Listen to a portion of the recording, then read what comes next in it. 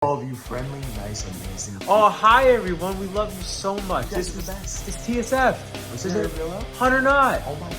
And you're listening to the Pipe Bomb Wrestling Podcast.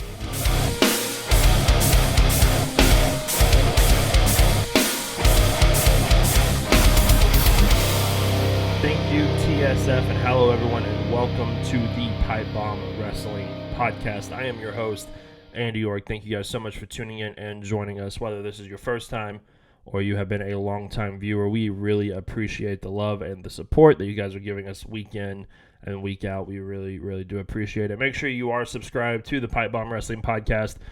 Hit the notification bell so you never miss out on one of our videos. Hit the like button as well. Share this with your friends. Also, make sure you go to all of our social media. You can follow the podcast on Facebook, Twitter, and Instagram at PBW Podcast. You can follow me on Twitter at Andy York. At Andy_PBWP. And you can also follow Chris Belcher on Twitter at Chris_Belcher_24. You can follow him there as well. Chris is actually going to sort of be in this episode a little bit. He sent in some video clips that I'm sporadically going to put in to give his thoughts on some of the things that have happened this week, because it's been, in some ways, a really impactful week in wrestling, but also a very heavy week in wrestling and very sad week in wrestling that we unfortunately have to talk about, and we will jump into all of that here in just a minute. But make sure that you are subscribed to our YouTube channel. Make sure that you also, if you are listening to this on the audio version, make sure that you give it a 5-star review if you can. Share it with your friends. We are available anywhere you find your podcast, whether it's Apple, Google, iHeartRadio, Spotify, all of those places. Make sure that you check us out there and share it around there as well. There's no really good way to jump into this. This isn't going to be an all-in prediction video. That'll be coming out tomorrow on the channel, so make sure that you look out for that. I had a couple other things planned for this episode. I wasn't able to record last week, and so I was going to give our thoughts on AEW Dynamite last week, because it was here in Nashville, and we were going to talk a lot about that, and kind of talk about a lot of things in AEW and WWE, but there's no other way to start this podcast than to talk about the unfortunate news that we received Wednesday and then also Thursday, the passing of Terry Funk on Wednesday, who had been sick for a while, a true legend of the business. I was not fortunate enough to grow up in the era of Terry Funk, but I've always told Chris, going back and looking at his stuff, knowing the kind of fan that I am and the guys that I really, really enjoyed, Terry Funk would have been one of the guys that I would have fully been behind, and so it's very, very sad to lose a legend like him in the business, but unfortunately the week did not get better, as yesterday Triple H tweeted out that unfortunately Bray Wyatt, Wyndham Rotunda, unexpectedly passed away sometime yesterday, and it's been a very difficult time.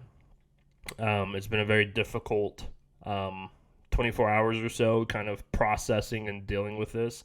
I'm going to let Chris give his thoughts on the life and the career of both Terry Funk and Bray Wyatt, and then whenever he's finished, I will come back and give my perspective on both as well. But Chris, go ahead and take it away.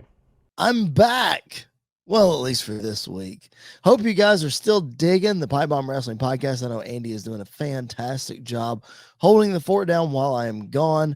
I'm happy to report that little man is 4 weeks old at this point. He's doing fantastic.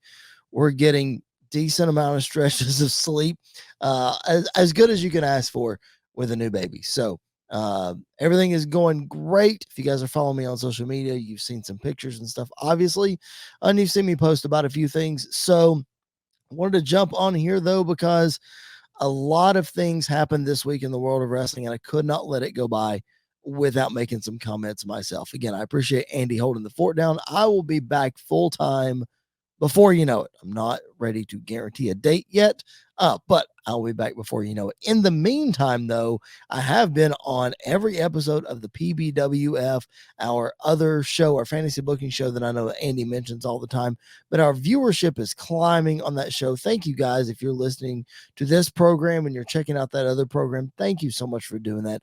We appreciate it so much. It's available on another feed, so just search PBWF wherever you find your podcast. It'll come up. It's a fantasy booking show unlike anything you've ever heard before, unless you've listened to the Major Wrestling Figure podcast. But regardless, it's so much fun. We're in week 17 over on the Warzone brand. That means it's Taboo Tuesday. Yes, the viewers have chosen the matches. No, it's not rigged. It actually happened. I actually consulted viewers and listeners. They contributed to the show, so go check it out. And over on the Mayhem side, they are building towards a pay-per-view called War. And if you know anything about the Mayhem brand and you followed our show, you know that it's War all the time anyway. But the pay-per-view combined with William Regal on this week's television making an announcement that only William Regal can make. You can put two and two together and figure out what's going on over there. So go check it out. It is so much fun. Andy and I, of course, our buddy Tyler Peters, who moderates the show for us, we have a fantastic we have a fantastic time doing all this. So it's so much fun. Go check it out if you haven't already. Now, I don't know of any other way to transition to this other than just doing it, and I apologize for the abruptness. This is obviously not something I planned on talking about in doing this show and coming on for you guys and giving you guys a little take of what I've been seeing and what I've been thinking in the world of wrestling. But when this news dropped today, I had to talk about it. And of course, I'm talking about the passing of Bray Wyatt, Wyndham Rotunda. One of the most creative, passionate wrestlers, human beings that the wrestling business has ever seen, has ever encountered. You wouldn't find too many people, if any, in the wrestling business that has come upon Bray Wyatt, Wyndham Rotunda, and not walked away with a smile on their face, not walked away better because of the interaction that they have. Everybody has said that Bray was just the most humble, appreciative, loving guy that you would ever meet. The complete opposite of his character on television, if we're being honest. But just an all-around incredible human being. I had the chance to interact with him one time, and that was at WrestleCon last year, ahead of last year's WrestleMania. When he first started doing signings, WrestleCon was one of the first ones that he had done. And Andy, of course, that being his favorite wrestler, he was eager to meet him. So I stood in line with Andy as he got his figure signed, and I got to interact with Bray a little bit. He could not have been more humble. He could not have been more nice and more gracious with the time with his fans, not just with Andy and I. So it was fantastic to be able to interact with Bray. I know that so many people are heartbroken over this, whether you're in the wrestling business or not, because Bray touched so many people in so many different ways. You just think of the passing of Brody Lee several years back, and it touched a lot of people in the same way. Brody and Bray were best friends, and not just on screen, but off screen. That Bray has been very public about that. And Amanda Huber, Brody Lee's widow, posted about Bray's passing today. And you just know that was so hard for her because, like I said, her husband and Bray were best friends. And, Brody's passing really shook Bray up. You could argue that, or you could say that Bray wasn't the same since then. But thankfully, or not thankfully, that's a bad word. I don't know a great way to transition to that. We heard the reports. Sean Ross Sapp was able to release that Bray did die of a heart attack. So all of the mental health issues that he was so public about and so vocal about did not take his life. So we are very thankful for that. Obviously, we're not thankful for when anybody passes, but we're so thankful that he was able to fight off those demons. It's sad that he passed so suddenly at only 36 years old, but man, this is a tough one. This is so tough. It's so unexpected. Again, he wasn't my favorite wrestler. Wasn't even close to my favorite wrestler, if I'm being honest. But you can't deny the energy and the creativity and just the sheer amount of love for the art of wrestling. I don't even want to say the sport, the art of wrestling, because it was an art form to Bray. The stories that he told that related to his life and to people surrounding him and that sort of thing. Bray was just a unique character. Again, like I said, that touched so many people in so many different ways. So Bray is going to be missed tremendously by, like I said, not only the WWE universe, but his legions of fans, his family, and our thoughts and prayers go out to them, as well as my partner on this show, Mr. Andy York, who, again, I texted him earlier today, and I said, I've spoken to a couple of wrestlers who have passed away, and I've had a couple of guys that I followed their whole career that have passed away, and those have been really interesting. And I've been torn in so many different ways, but I've never lost one of my favorites. Thankfully, all of my favorites, with the exception of the Macho Man Randy Savage, all of my favorites are still alive. So I know that Andy feels very is just heartbroken over this. So I really don't know how to transition out of this other than to say that our thoughts and prayers are with, again, Bray's family, Bray's fans, and the WWE. And sadly, the day before Bray passed away, we lost another legend in the wrestling business, and that would be Terry Funk, middle-aged and crazy, as he would like to say. And you notice a little bit more of a happier tone when I talk about Terry, because Terry was sick for a while, and we know he'd been battling some health issues. So Terry, it's a lot easier to look back on Terry's career with happiness and to appreciate the good things that Terry gave us in his incredibly long wrestling career, as opposed to with Bray. It's still pretty new and pretty fresh, and still need time to process. But with Terry Funk, man, dude was just an animal. He was wild.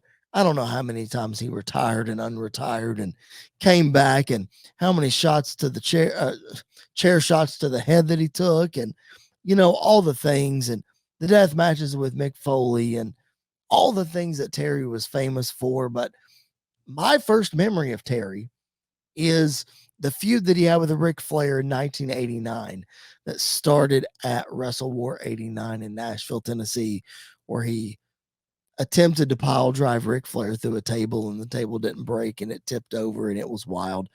Anyway, they ended up in a New York City I Quit match at a Clash of Champions and Great American Bash 89, where the Great Muta got involved, and just these series of matches between Flair and Funk.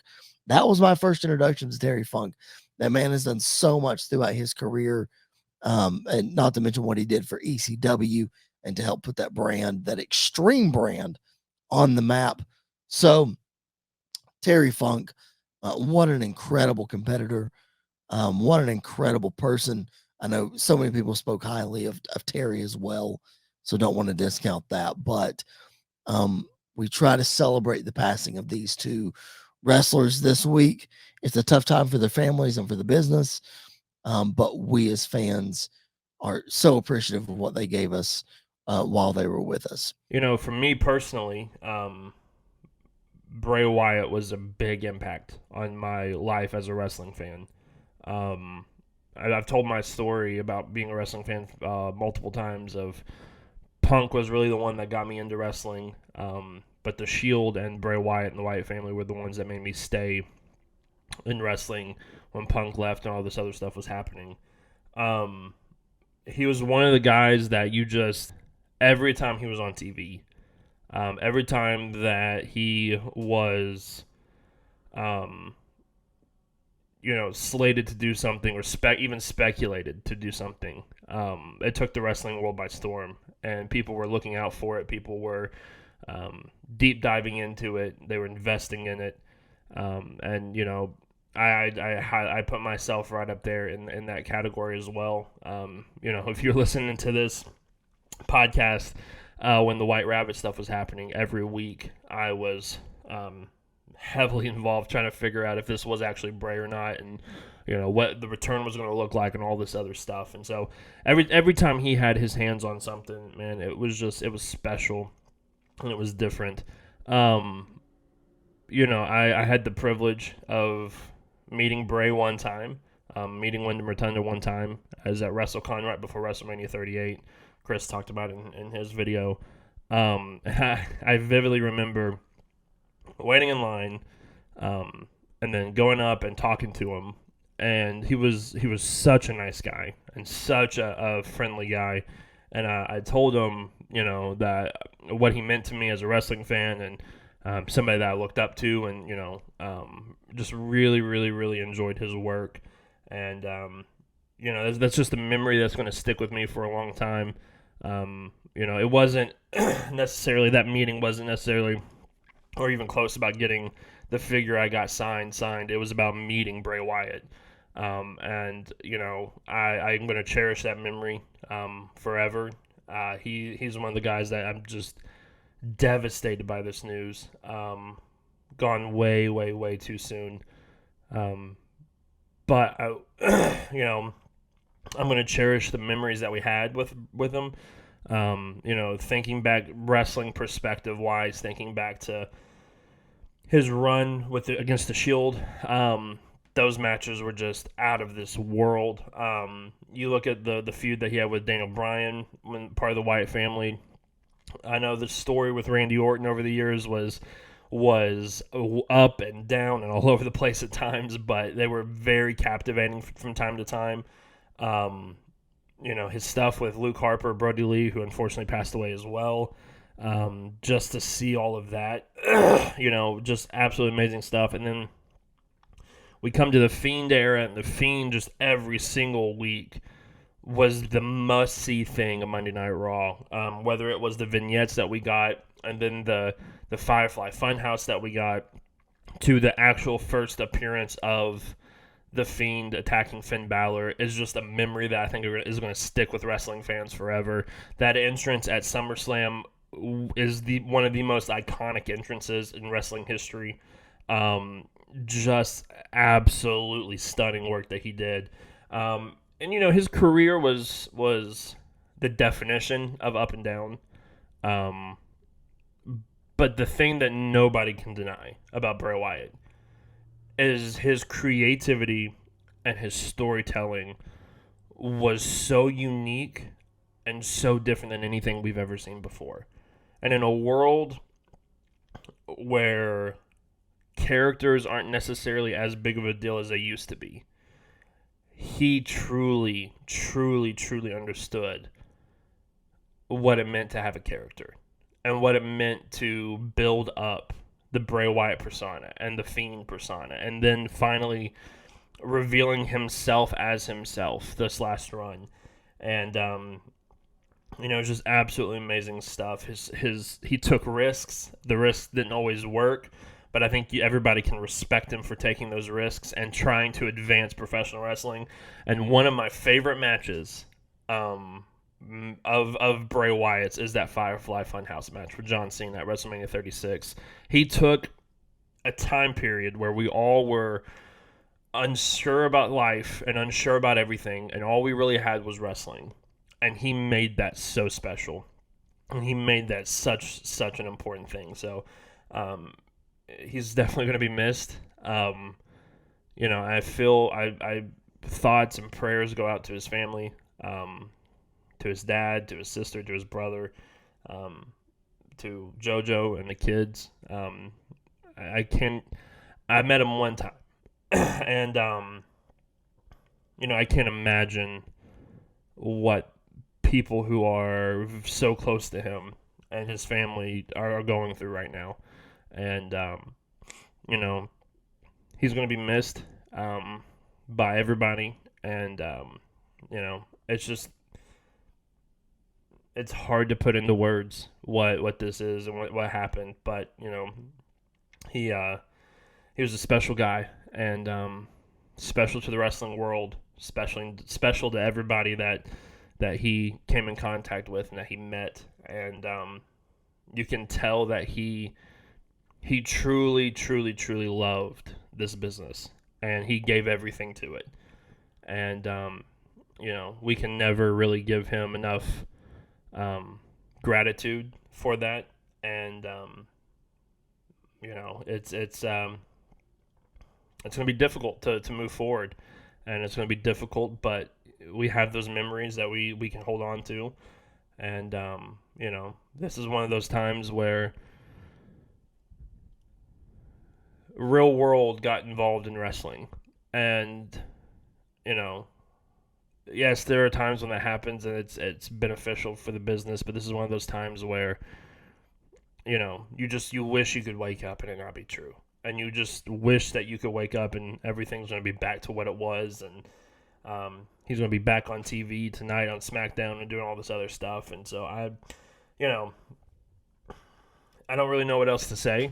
He was a very, very, very impactful individual in my life personally, and his story and everything. And so thank you, Bray Wyatt. Thank you, Wyndham Rotunda, for everything you've done.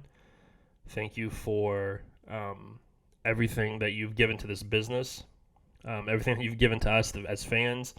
And you know, the thing that is sticking out to me the most is that first promo back on SmackDown after this last return, and just hearing from him as himself, not as a character, not as the Fiend, but as himself. You know, it's truly, truly special. So thank you, Bray Wyatt, for everything, and you will truly, truly be missed.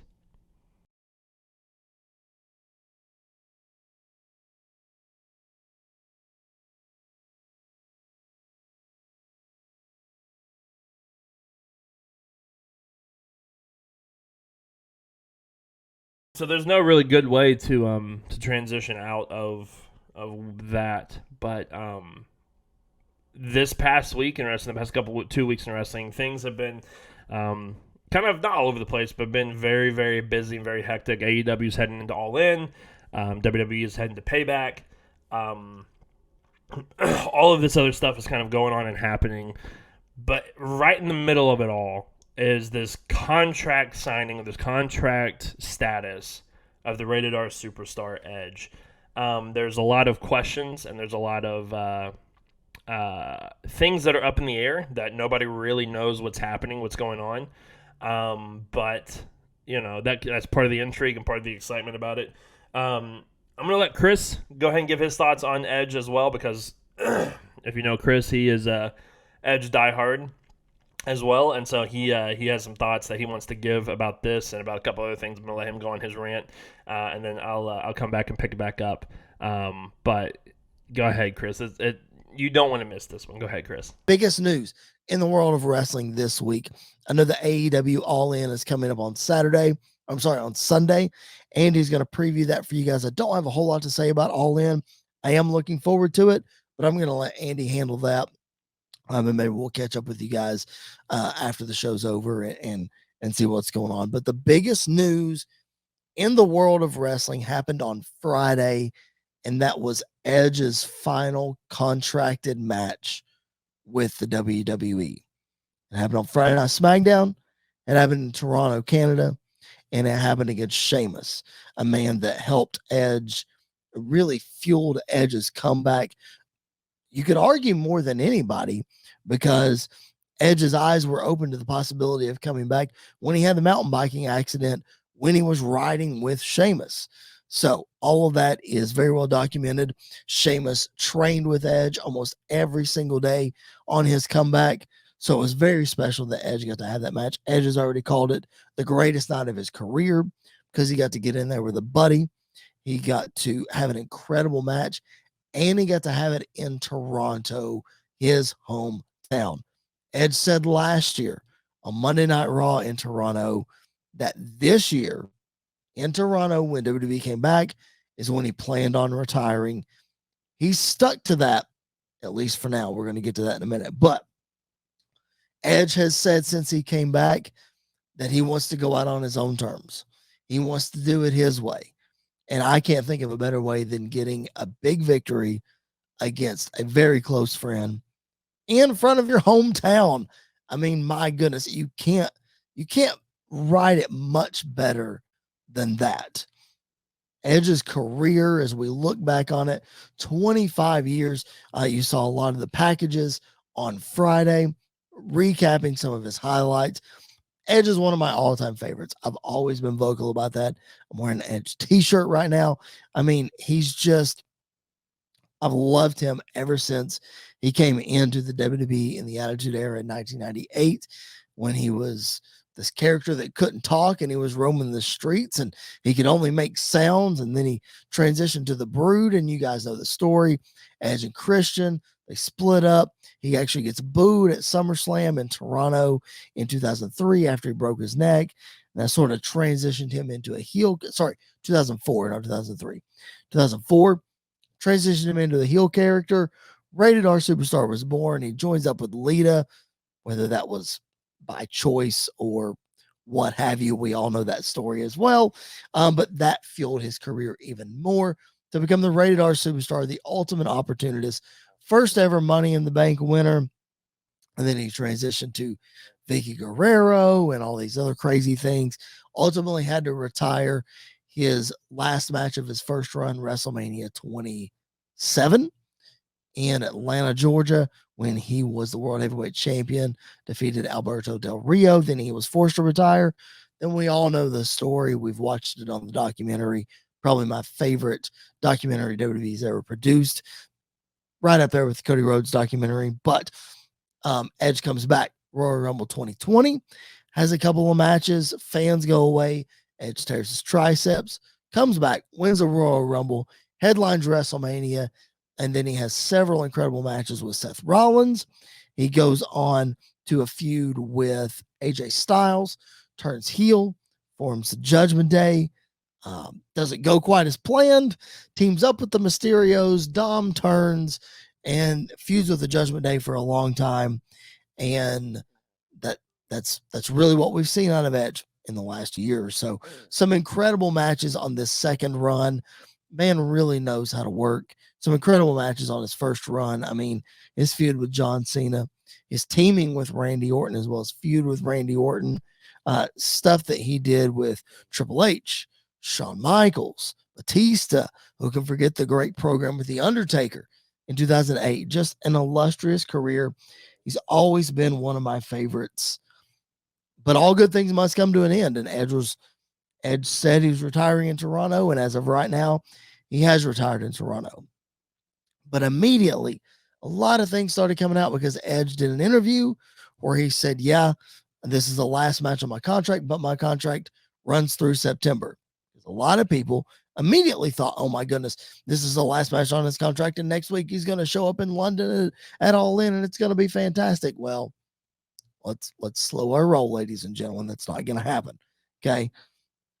Edge is under contract until September. And then after that dust settled, then we had all the dirt sheets rolling in with their reports. And I don't care to name who this one is because they just look like idiots.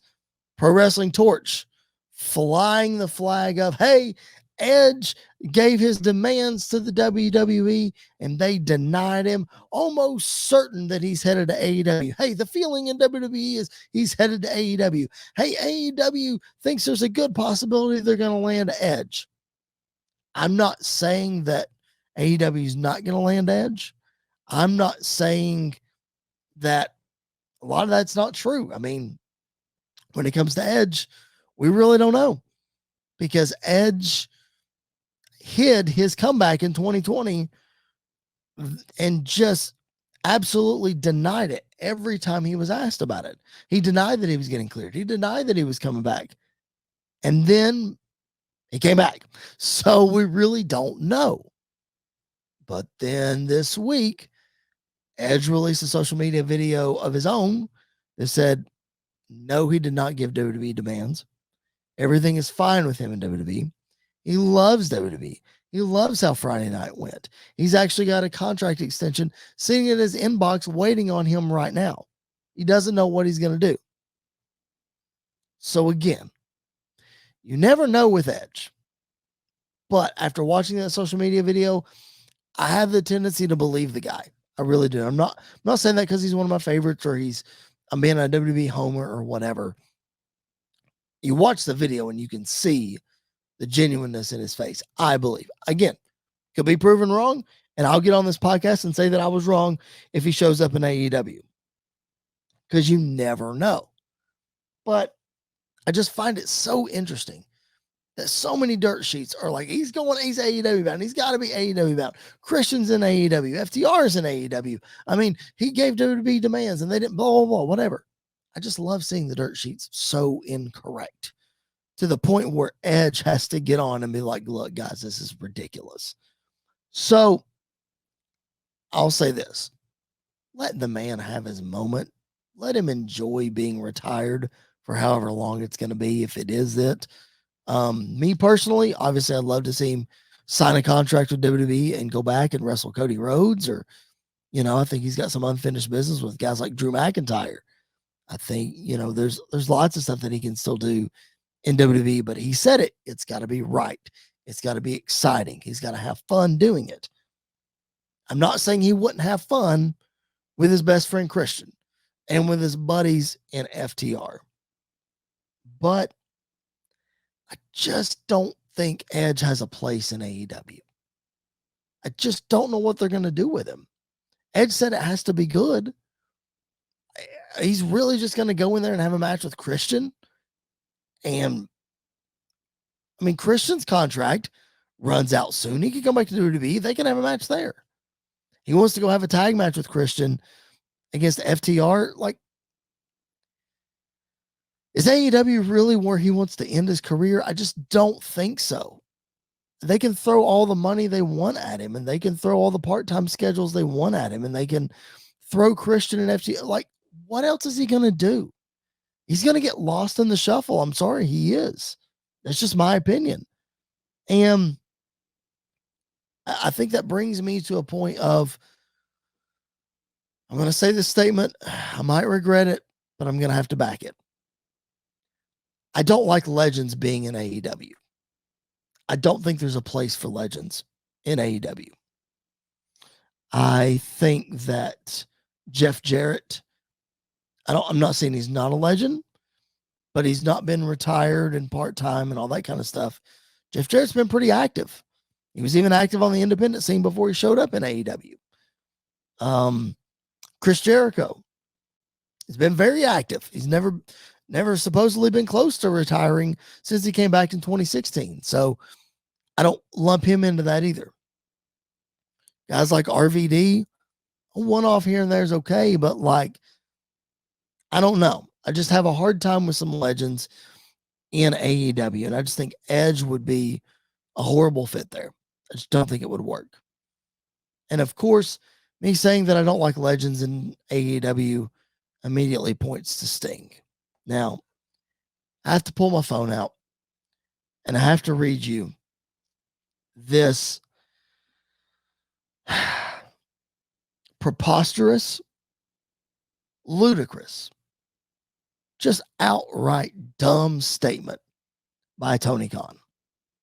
You ready for this? Here we go. I'm sure you guys know what I'm about to say, but I'm going to read it verbatim and then I'm going to make a comment on it. Here we go. He is one of the all-time legends.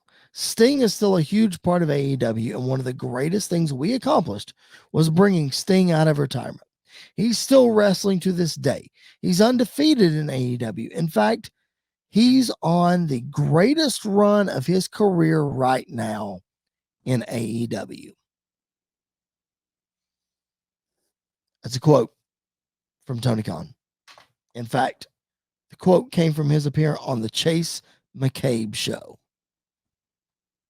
Sting's on the greatest run of his career. Are you kidding me? Tony Khan, are you kidding me? There's not a championship involved in this. There's not a singles match involved in this. And you think this is the greatest run of Sting's career? Now, Sting stuff in AEW is what it is. I understand he's hampered with injury. He's trying to protect himself by all means. I'm all for that. And I'd be lying if I sat here and said that I haven't enjoyed some of Sting's stuff in AEW. Because some of it I've enjoyed. It's jumping off ladders, busting his tooth, doing all the crazy. He's done some crazy things. But to say that this is the greatest run of his career is just ludicrous, man. It's dumb. The greatest run of Sting's career is the middle of 1996 to the end of 1997 when he transformed into the Crow and he was hanging up in the rafters. Yeah, he only wrestled one match during that time, but the money that came in, the business that happened during that time, the transformation of his character was just insane. And it culminated by hook or crook or Nick Patrick, fast count, slow count, whatever. It culminated with winning the world title and dethroning Hulk Hogan in the NWO. That's the greatest run of Sting's career, not AEW. I'm not saying AEW shouldn't do anything more with Sting. I felt weird when AEW signed him. I still feel weird to this day. It's just weird to see Sting in a company that he just doesn't belong in. Because AEW is more about younger indie talent and more wrestling, not sports entertainment. And I just feel like, I'm not saying that it's ruining Sting's career, but I just shudder to think that if Tony Khan, if Tony's putting over his product, fine. But if he really believes that this is Sting's best run, I shudder to think how many more people in AEW think this is Sting's best run.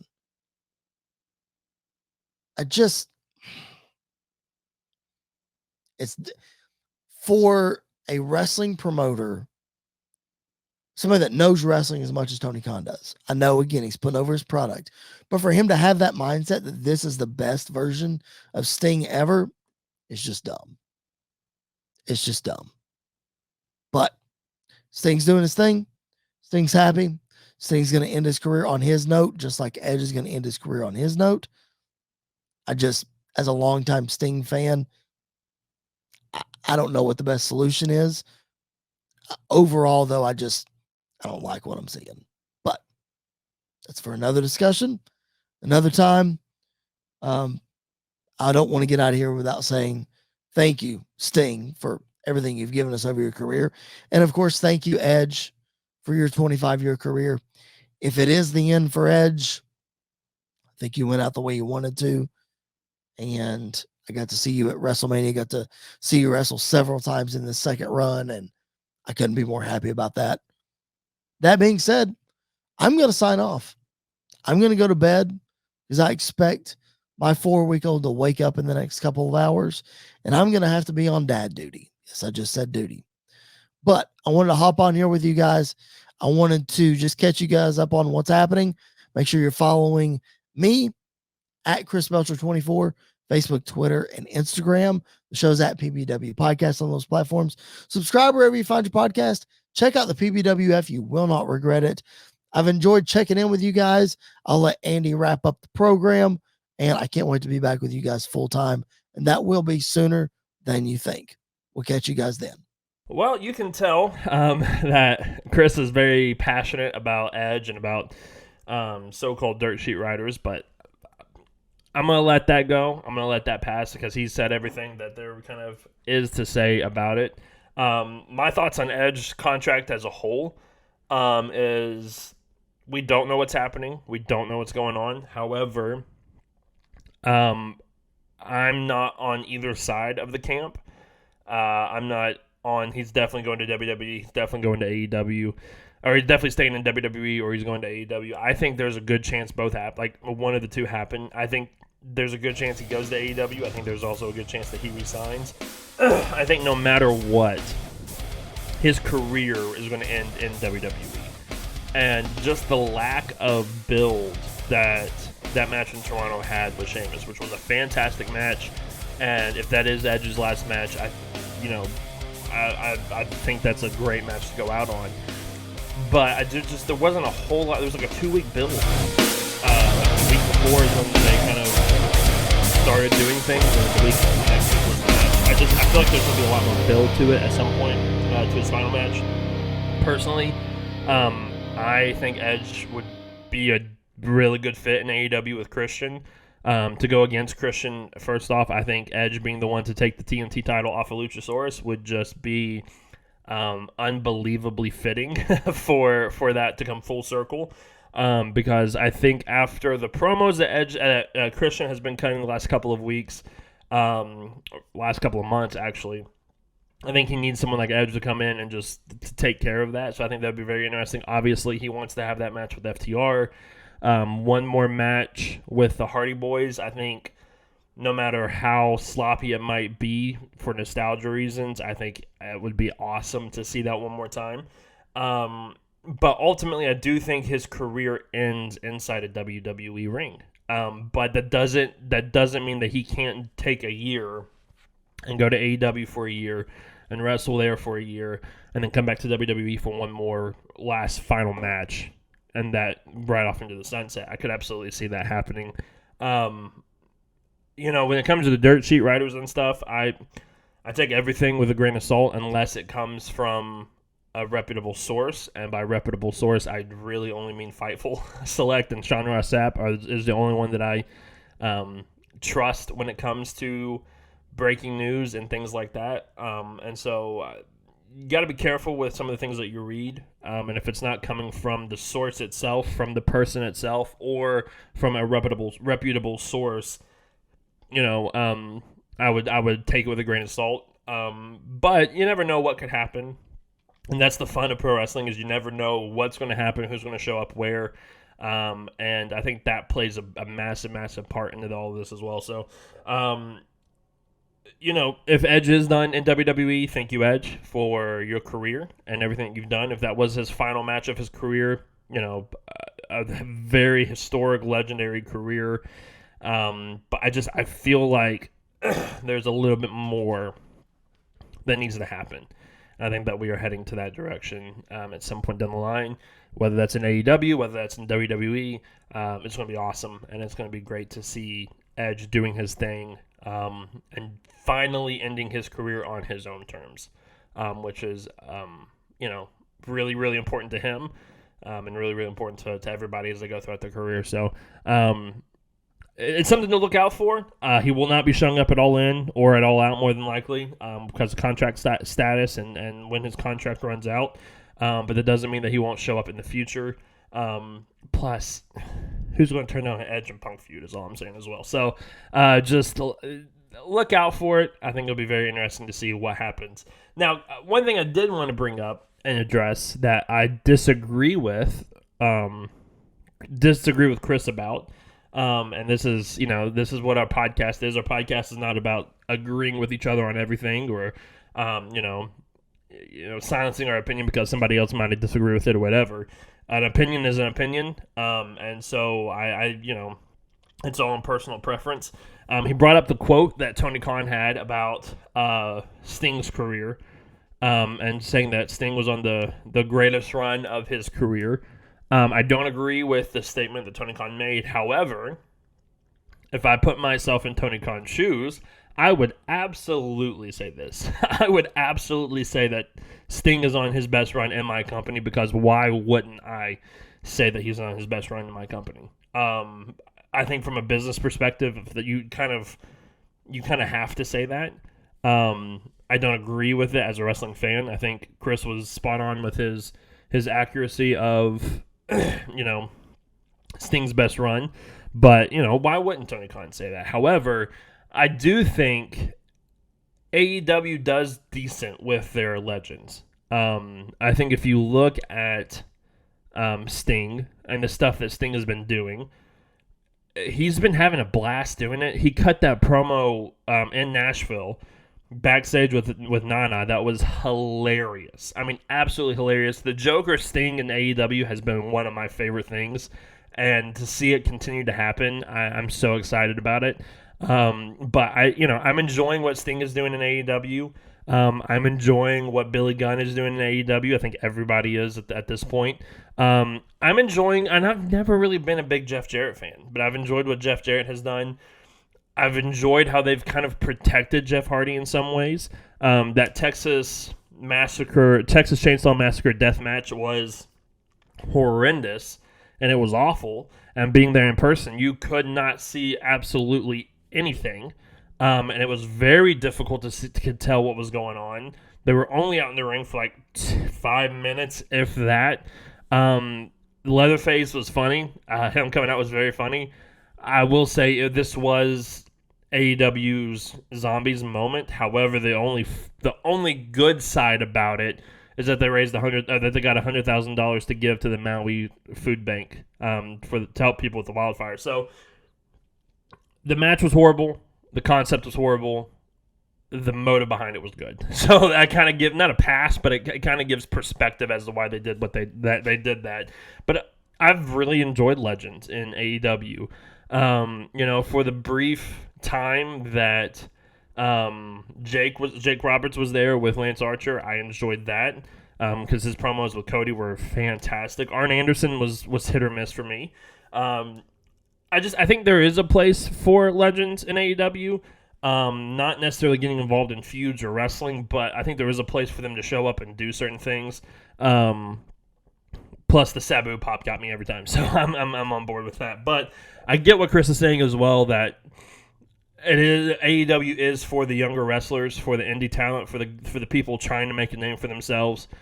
But it helps to also have these legends come in and help them do that as well, which is something I don't feel like WWE does as well, because I feel like WWE feeds the younger talent to the legends to keep the legends strong instead of, balancing both and making them happen. But different people or people like different things, and that's part of what makes pro wrestling so beautiful, is there is something out there for everybody. And, I think that's very, very special to see that as well. Just a couple of quick things, and I'm sorry, my allergies and emotions have kind of been getting me here the last day or so, I apologize if it's coming through the mic any at all. But moving on, I'm not going to give any AEW or All-In predictions or thoughts on this. The video is going to be going out tomorrow, so definitely be looking out for that tomorrow. However, I'm very, very excited for All-In. I think All-In is going to be a lot of fun. The biggest wrestling crowd in history. You can look at WrestleMania 32 if you want. The numbers are so screwed up there that there is no way to tell how many people were actually there. And, if you're Raj Giri, then you're just going to lie and make WWE look as good as you possibly can over AEW. But I'm very excited for this. I'm very excited for this show. I'm very excited for what they're going to do at All In. I think there's going to be a couple of surprises up their sleeve that I'm going to give in my prediction video tomorrow. So if you're on the fence about getting it, I would probably get it, because it's going to be a historic show one way or the other, and we all want to be a part of history. However, on the flip side, WWE is heading towards Payback, which is coming up next weekend. So you're going to get 3 pay-per-view previews and reviews over the next 2 weeks with me. Chris picked a really good time to take a hiatus from the show and left me with a lot of pay-per-views to deal with, but I love it, and I'm looking forward to it. So we're going to be previewing All In this weekend, and we're going to be reviewing it Monday, and then we are going to be doing our previews for Payback and for All Out, which will be 2 separate shows, and then reviewing Payback and All Out, that's 2 separate shows as well. So very busy week next weekend, but this weekend and next weekend. But you definitely want to be on board. Wrestling is in a really, really good spot right now, and we are benefiting from it. I think MJF said it best in his town hall that he did with Busted Open Radio. If you are tribal and you just want to like one or the other, just like it and shut up about it. But for everybody else, let us enjoy both, because how can you not enjoy LA Knight and Cody Rhodes and MJF and Adam Cole and Sting and the Acclaimed and all this other stuff that's happening. There's a lot of stuff for a lot of people right now, and wrestling is in a really, really, really good spot. And so we are looking forward to it, and we are enjoying every single second of it. Sort of a smaller show today because All In, we're previewing it tomorrow. But I would be remiss again if I didn't just one last time before we wrap up on this podcast saying thank you, Bray Wyatt, once again for everything that you've done. If you have the opportunity to go back and watch some of his stuff this weekend, I would highly encourage you to do so. There's something out there for everybody that he did, so definitely go watch, go celebrate his life. As we head into All In this weekend. WWE is doing a fantastic thing with their shop, where if you buy anything, any Bray Wyatt merch, all the proceeds from that are going to go straight to JoJo, his JoJo and his kids. So that's really, really cool that they're doing that. So if you can contribute or help in any way, please do so. But thank you, Bray Wyatt, for everything. Thank you so much for the impact on my life and on so many others' lives. You will truly, truly, truly be missed, and we love you. But that's going to do it for this episode of the Pipe Bomb Wrestling Podcast. Make sure, once again, you tune in tomorrow where we're going to be talking about All In. We're going to be previewing All In, giving my predictions and thoughts on each and every match. And then we are going to be reviewing it Monday, so definitely join us for that. Make sure you subscribe to the Pipe Bomb Wrestling Podcast YouTube channel. Make sure you like this video. I did not in the beginning. I completely forgot about it. Shout out to our partners over at WrestleBuddy. I will be having an article going up very soon about Bray Wyatt, so definitely check that out. But check out all the other articles, all the other amazing articles over at WrestleBuddy. Go check them out. And then Tom over at SportsWire Radio, your one-stop shop for all things sports. College football starts this weekend. The NFL starts very, very soon. So you definitely want to be on board and check out SportsWire Radio and Tom and the gang over there. Make sure you are following us on all social media, PBW Podcast, Facebook, Twitter, and Instagram. Follow me at Andy_PBWP on Twitter. Thank you, Chris, for joining me virtually, sort of, on this episode. A lot more editing for me to do on this video, but I'm enjoying every second of doing this, and I can't wait for you to come back full time, and we can talk wrestling again face to face. This will be a lot of fun. But for Chris Belcher, who was able to be here with me a little bit today, my name is Andy York. Thank you so much for joining us, and we will catch you guys down the road.